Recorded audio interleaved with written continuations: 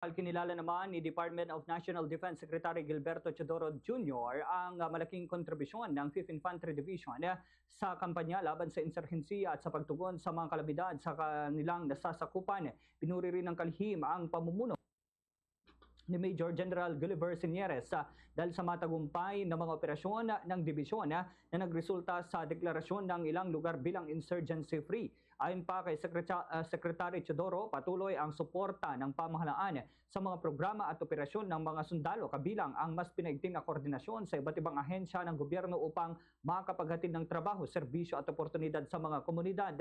Binigyang diin din niya na hindi lamang modernisasyon ng kagamitan ang dapat tutukan kundi pati na ang pagpapalakas ng infrastruktura at suporta sa hanay ng militar upang mas mapabuti ang kanilang kakayahan sa pagtugon sa seguridad at kalamidad. Git pa ng kalihim, mahalaga ang tuloy-tuloy na pagtutulungan ng militar, pamahalaan at komunidad upang mapanatili ang kapayapaan at maiwasan ang muling pag-usbong ng insurhensiya sa rehiyon. Ganito ang bahagi ng pahayag ni Defense Secretary Gilberto Teodoro. Gamitan useless pag walang infrastruktura at walang skills ang ating sundalo na pagpatakbo nito.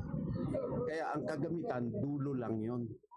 At saka sa isang gamit na nakikita ng publiko, kailangan mo ng mga 10 o 20 na mga sistema upang mapatakbo to ng tama. At yun ang hinahabol natin. Kasi nung araw, yung focus ay nasa gamit, pero wala sa suporta. Sa Radyo Bombo!